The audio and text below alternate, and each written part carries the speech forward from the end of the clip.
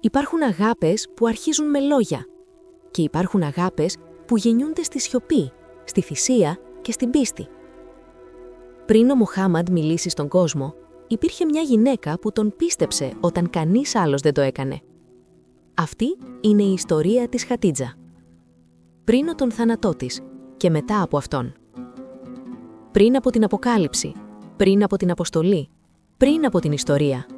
Ο Μοχάμαντ ήταν ένας άνθρωπος γνωστός για την ειλικρίνειά του. Η Χατίτζα μπιντ Χουαλίντ ήταν μια σεβαστή γυναίκα στη Μέκα. Επιχειρηματίας, σοφή, ανεξάρτητη. Όταν τον επέλεξε για να διαχειριστεί το εμπόριό της, είδε σε αυτόν κάτι που οι άλλοι αγνοούσαν, χαρακτήρα. Όταν του πρότεινε γάμο, δεν ήταν από ανάγκη, αλλά από αναγνώριση.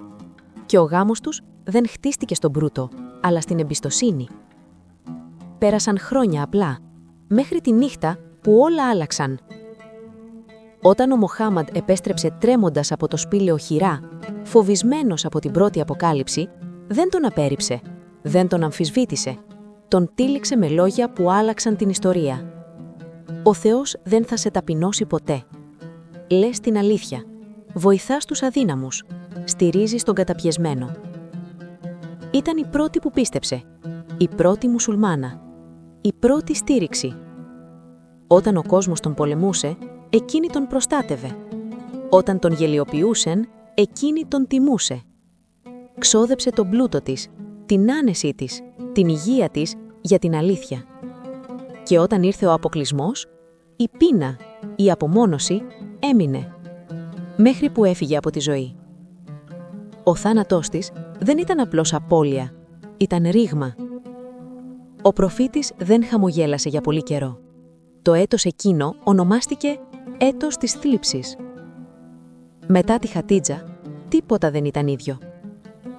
Χρόνια αργότερα, όταν κάποιος ανέφερε άσχημα το όνομά της, ο προφήτης θύμωνε. Όταν έσφαζε ζώο, έστελνε κρέας στις φίλες της και έλεγε «Πίστεψε σε μένα όταν όλοι με αρνήθηκαν. Με στήριξε όταν όλοι με εγκατέλειψαν». Αυτή δεν είναι απλώς μια ιστορία γάμου. Είναι μάθημα πίστης. Ότι η αληθινή δύναμη συχνά στέκεται δίπλα, όχι μπροστά. Η Χατίτζα πέθανε, αλλά η αγάπη της έμεινε αιώνια.